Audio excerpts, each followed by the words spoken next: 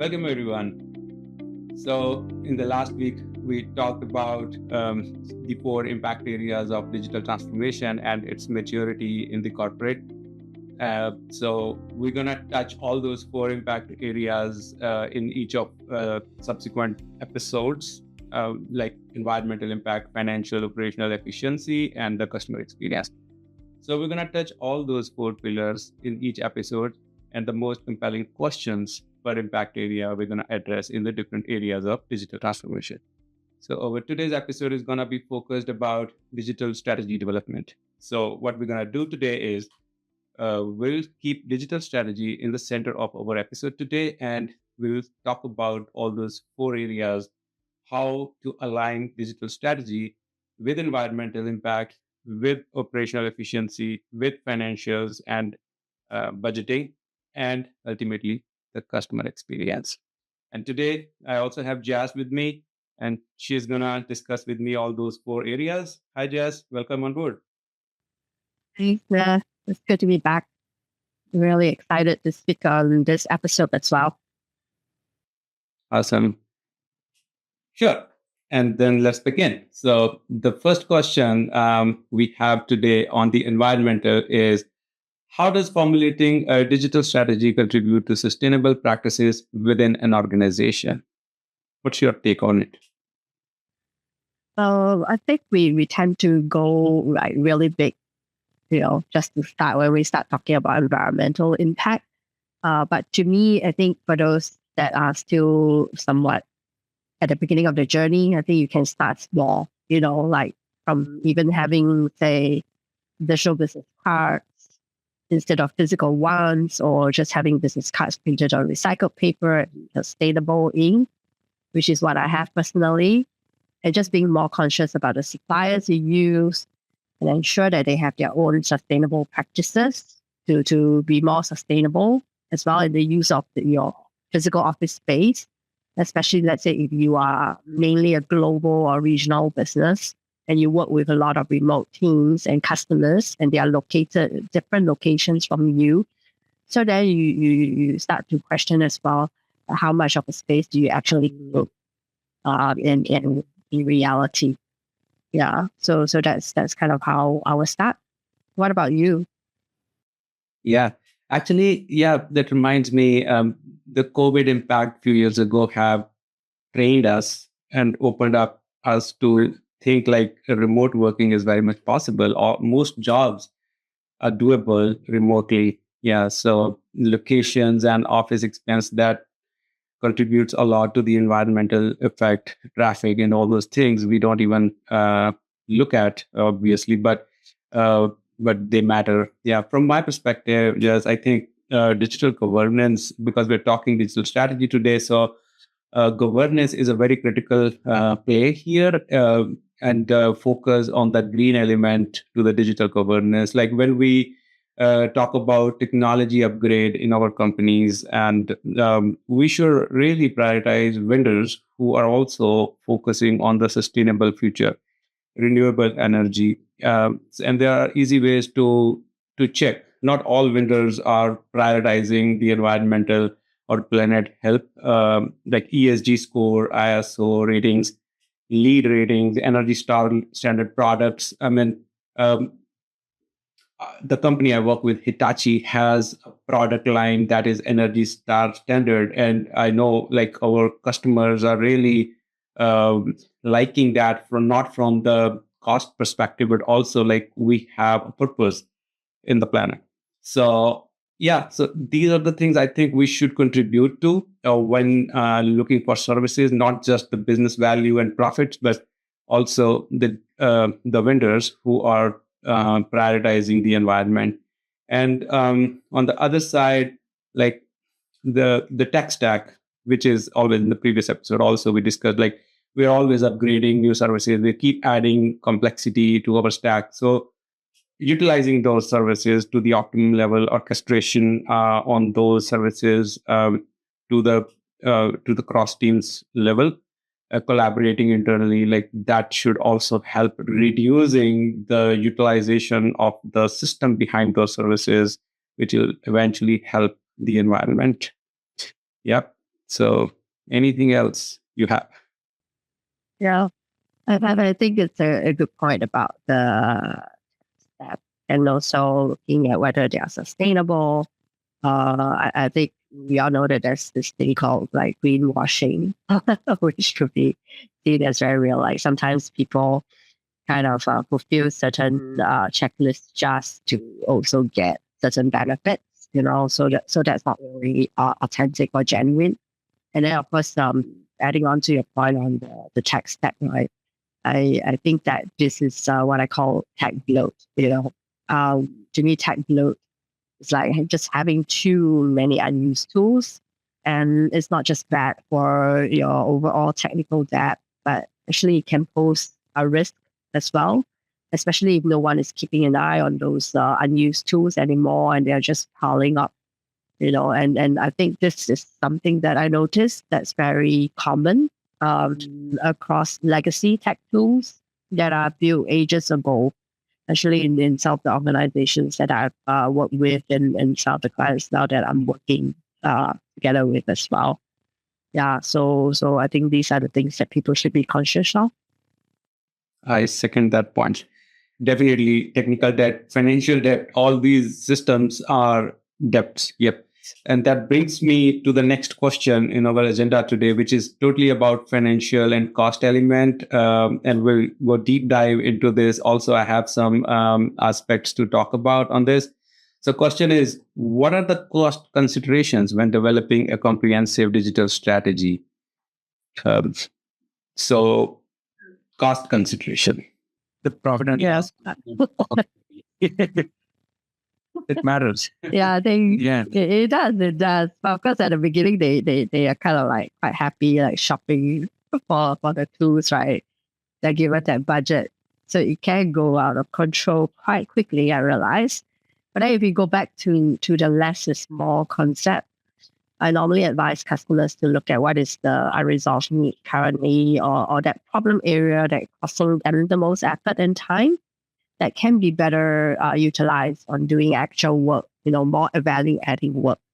And I realize they actually already have a solution, just that it might be owned by another business unit, for example, and they don't even know because the purchase decision was made directly by the unit. And it's this tool is then not accessible to them, or they don't know its full capabilities, and then they need some sort of a refresher training so that they know how to use it and what it's capable of.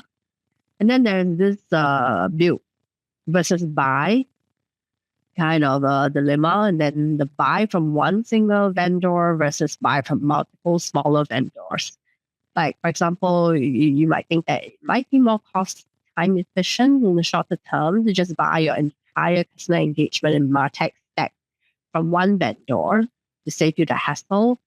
But then you can run the risk of being too ingrained and indebted almost to their platform. And you will be at their mercy when they decide to, hike their prices, or even worse, something happens, they run foul of regulations and kind of get impacted as well. So something to think about. Yeah. Yeah. To your point, like about technical debt and the legacy systems. Yeah, I was reading an article the other day, and that says like if U.S. government, one of the U.S. governments actually was spending nearly $300 million to maintain just 10 legacy systems. Okay. See how crazy it is. Like so much money is going into legacy systems, and legacy systems are hard to maintain, like training issues, even like staff capability matters too. Like upgrading those to the more modern technologies is a key, not just from a cost saving purpose, but also increasing the efficiency of company. And to your point here, I like the idea less is more.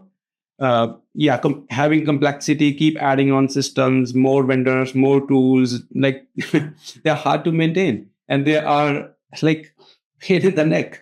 So consolidating tools, consolidating vendors can help here. and also it investments. There is a lot of investment going on across the board on developing new tools. So consolidating those towards the growth, aligning what's coming up with the existing vendors, because all vendors have their roadmaps also. It's not just like if they don't have a tool today and in the next year, if we need something and we are only looking at the vendors that have those tools available today, like we need it 1 year later. So we can start conversations with our existing vendors, like if they have any roadmap to build some things like we need in the next year, can also help on the financial burden. And then we should also look at like a cost versus benefit ratio. Sometimes like if it is a little extra cost with a vendor who is environment friendly and gives the additional benefit overall, it makes more sense to go for it. Not always like the least expensive tool is the way to go, right? Sometimes it's a cost versus benefit we should look at. And I am pretty open sometimes on this. I believe and I follow a saying that I have in my mind all the time, like think holistic, think economics, think fast. I always follow this. Okay. That is in my rule book. Okay. So of course you should look at economics portion of your decisions, but the big picture preview is also something we should look at, right? We're not just one use case at a time. And that's the reason behind the most complex tech stack companies end up with, right? Because they just look at use case by use case basis, tools and services and vendors, right? So yeah, that's the thing. And also, as we were talking earlier, also like upgrading traditional systems definitely should be prioritized. Otherwise, like US government companies will also end up spending a lot of $1 million just to maintain those old systems. We should get rid of those as quickly as possible. Now we're talking in the AI world, and we shouldn't be looking at MS-DOS. I'm not sure if anyone is using it today, but but I know a lot of companies are still using those traditional database systems. We were listening 30 years ago, like FastPro and DBase or things like that. I know those companies that have those in the system still should be upgraded. It's hard to change sometimes, right? Because it can be quite intimidating. The thought of just moving away completely, yeah. But then I think legacy tech, as I mentioned earlier, is very common for organizations that were once maybe early adopters of the tech themselves, or they were once very digital first. Ironically, right? But then what happens is they usually then start hiring tons of people to build, because they hope to be the first in the industry. They hope that they can showcase their innovative approach, and it worked very well back then. But then they will still have this age-old problem where, building their own is almost always a knowledge loss kind of risk, because if people will not stay on forever, that's the truth. So when you have talent loss, you will have knowledge loss if you don't have a proper knowledge retention kind of process even.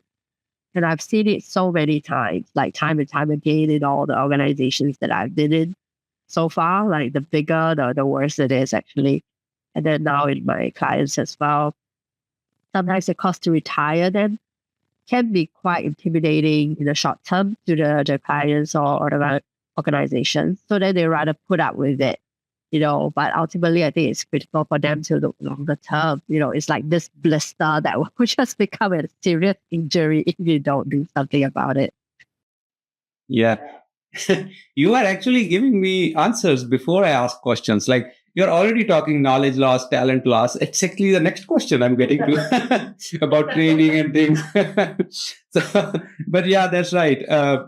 This is really complex, and the long term and big picture aspects definitely to consider. And transformation is a double-edged sword, But we have to find a good balance between cost and benefit and the longevity, along with other DX pillars in the digital strategy. It's a key. So, yeah, with this, I since you already started talking about the next topic, I would move to the next question, which is about the operational efficiency. So, it is in what ways can a well defined digital strategy streamline business operations? So, regarding operational efficiency, we want to discuss digital strategy alignment. What's your take here? Yeah, so I think, strategy really should always come first before execution. So, I do notice that sometimes I myself, sometimes I'm guilty of that, right? I start thinking about all the exciting like execution formats before I think about a broader strategy, because a well-defined strategy really helps to keep our organization in check, to avoid tech bloat and having too much technical junk and technical debt, which is of course a risk to the organization, as mentioned before. This is especially true if you no longer have the right capabilities to fully maximize it or even maintain it.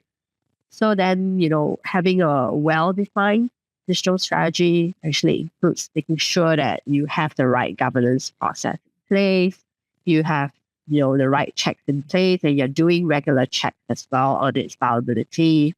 You need to have like downtime plans, you need to have a crisis management protocol and process, and then all the way to employee onboarding as well as an enablement process. You can't just put a tool there and expect all the new joiners to know how to use it, because all of these actually together combined actually contributes to a more efficient operation across your organization, not just for the tools themselves. So I think that is a strategy first. True. Yeah. Aligning HR into this strategy and digital transformation roadmap, I think, is a good intersection of cross team collaboration here, because HR needs to understand like the new talent companies would need into the system. Like these days, like every company is already transformed into the digital world, but we are talking about the maturity at scale here, right? So technology is changing over time, and HR needs to understand from the hiring perspective also, like where the talent is and how to find it, right? And like that skilled workforce uh, is definitely required. And to your point, the previous question on the talent, and people keep changing, and we should keep that knowledge and talent across the board, so that like in in those situations when people leave and go, there is a minimum downtime into the system. So and people, not just from technical perspective about tools, like how to run it, but also a business understanding. Why are we running those tools? Why do we need that use case into the system, and why that is necessary for the business, and how it is contributing towards the profit and loss statement. It is sometimes like people don't really care about the end outcome of such little use cases, but if it is in the awareness of teams, that definitely makes big impact. People perspective changes with that. And like there are goals, like especially for the salespeople, make 50 calls, make and send 50 emails every day. Those are efforts. But like if the perspective changes towards just outcome focus, regardless of the number of calls and emails and efforts they put in, if it is like outcome driven operation, uh, that also helps to optimize the digital infrastructure and the business outcome of that, right? And training people, as we already discussed, change management is the key. Like from tool to tool, from non-digital to digital, or from process changes also, like resistance is the number one reason like changes don't get successful, and leadership onboarding is also necessary to sometimes support the changes to implement. The good change management system into the ecosystem and company culture is necessary to help with a successful operational implementation of the digital perspective. And then employee engagement. I would always emphasize employee engagement from top to bottom, regardless of the tool, regardless of the program or perspective. Like if employees are happy, everything works well. It's like a well-oiled machine when employees are happy and the attrition is low. So definitely listen to employees and understand their priorities, their strengths and weaknesses. And then lastly, I would say like automate as many processes as you can. Sorry, correction, as you should. It doesn't matter like you can or not, but what are really compelling processes that everyone should automate to reveal the good business value. Yeah. And data, data is the is the next gold. and and be more data driven. Okay, so if we can automate the processes to the point like it starts creating automated dashboards uh, for real time insights, it reduces a lot of manual efforts to create those weekly business reviews, quarterly business reviews, dashboards, and presentations. That takes a lot of time. I mean, these are like tasks in different teams. Like, okay, this week we have to send QBR report to the leadership, and the whole week is spent just on building those 10 slides. That's so much of effort loss. I don't like it. It should be automated to the point, like, and then add insights with like 2 hours or 1 hour critical review meeting, add insights, and then send it over. Collaboration between different teams for better visibility is required. That's like top notch, and like training to the areas where definitely digital transformation is aligned. All those digital tools in the ecosystem. I mean, people, as you said, like that's actually a very valid point. Keep coming back to my mind, like talent loss you mentioned. So people, we train people once, and if those are gone and new people join, we don't pay that much attention again to train the new force, right? So uh, we need to have that mechanism in place. Like every time there is a change in team, or even there is no change, just periodic touch base on the knowledge and talent is necessary to check, right? So that people are always updated because tools keep upgrading, they keep changing. So we want to make sure our teams are also upgrading their knowledge on that. And then I would say streamline your workflows. There is a lot of cross team communication that keeps happening. One of the excuses I keep listening from the people I have worked with sometimes, like, okay, I sent an email, I'm waiting for the response. Okay. And that response kept waiting. Okay. 1 week down, 2 weeks down, we're still waiting for that response. But like from who we are waiting for response actually doesn't have that on his or her checklist or priorities list. Sometimes like that, there is a communication gap. If we have workflow in place, if we have SLAs in place for little things, that can also be a game changer in the streamlining of collaboration across teams. Last but not the least, reduce paperwork. Emails, digital digital storage of data, and like I have seen a lot of use of printer. I mean, even unnecessary printing of pages. That's where I feel like we are not very eco-friendly. All of us. I mean, I wouldn't blame few, but a lot of people are using printers a lot. Let's reduce that to minimum wherever possible. Right? I would say it doesn't help in operational efficiency really, but definitely it's a problem at scale. I would like to uh, bring up. Mm. I think so. I mean, like there's still so much paperwork, so much email, so much PowerPoint slides that people are doing, and just so much data churning, right? that reminds me as well on why it's really important to have very defined roles actually for different users, different users across your organization to de-risk as well as de-conflict what each person is doing. Because I think some organizations make the mistake of trying to train and certify everybody and give them the same access, equip them the same way, regardless of their roles. Like, for example, I think if you just need basic level data analysis and interpretation as part of your core function, or some people might need more complex understanding if they are actually setting up the logic of how the data should be plugged and played, how they should be retrieved, how should they be maintained, and how they should run in terms of your decision flow. But then you will need to have different roles, different types of training, because ultimately you cannot expect everybody to be an expert practitioner. I don't want to name names here, but I was part of an organization that was so zealous or almost crazy, I guess, about this, that they made everybody go through some sort of advanced analytics, additional exam and certification, and everybody was so stressed.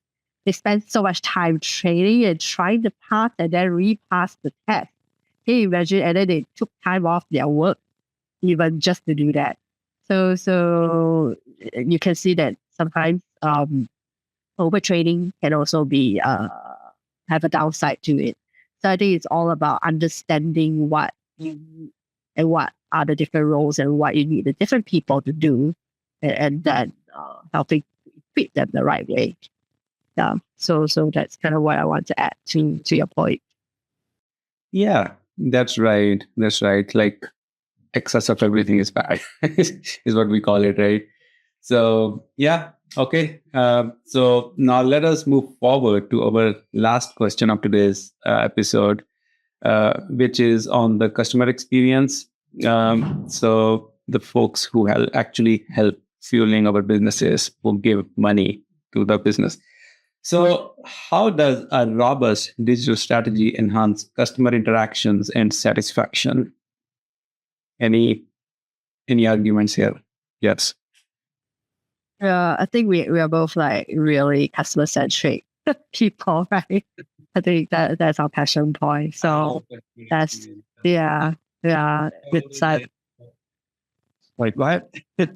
yeah, there's so much to talk about here. I mean, for starters, I think it can help simply just to make our communications more consistent and cohesive across all of our touch points, just by making sure that our channels are connected to each other. Like, for example, you look at a simple tool, like a social media content management tool.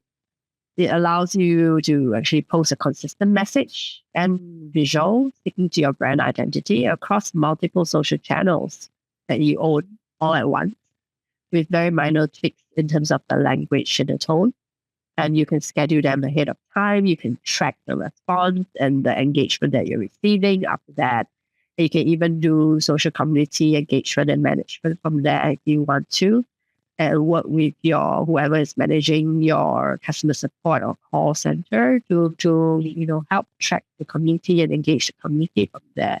So then that way you're actually also working cohesively across the organization to help support the customer interaction. Right. And how, like, internally companies digitally can help improve on that customer experience from strategic perspective is by personalizing that digital communication and engagement with the customers. So operationalizing good ecosystem, good data management, and good customer profiling within the digital tech stack is necessary here in order to achieve a mature, personalized digital experience. So I would say, again, like coming back to those same points over and over, orchestrating your tech stack and services well, train your staff, comply to accessibility here is the key as well, so that you you make wider audience friendly digital experience. People have different kind of priorities and preferences to use the digital channel. So just be careful about the accessibility aspect, which is very necessary in today's variety of user base. And then I'll come back to the employee experience part. Happy employees make customers happy. Like it's the key. Customers don't really uh, deal with the buildings. They deal with people, and people are employees here. And employees make customers satisfied and feel good, and then they make customers come back over and over. Equip your employees with a lot of training and knowledge about customers' behavior, and motivate them to uh, achieve on the customer expectations. And then you have customer engagement through digital channels, using the the holistic experience. Like, for example, if customer is talking to you on the phone, and then after talking to phone, they go to the website, and then on the website they're talking again on the live chat bot on the website. So it should communicate with the same branding, with the same approach, with the same tone and feelings to the customer. So, because branding here is the key, and that can only be possible if we are managing customer profiling and customer data in the holistic way. Okay, coming back to my agenda, like think holistic. Okay, here that holistic comes into picture from customer profiling as well, that we need to understand our customers very well within the technology, not just the behavior while talking to people. And in that case, having a good data policy, having a good customer profiling uh, is definitely required here, and good data governance model is necessary from privacy perspective and all. Okay, so there is there is a question I receive a lot of times when I'm talking to business leaders, specifically when they want to understand the good digital experience. Like, how does emotional intelligence be blended into the digital experience? So, because digital experience is so rules driven, so much of protocols driven, like user experience have some standards, and we implement that to talk to our customers through digital channels.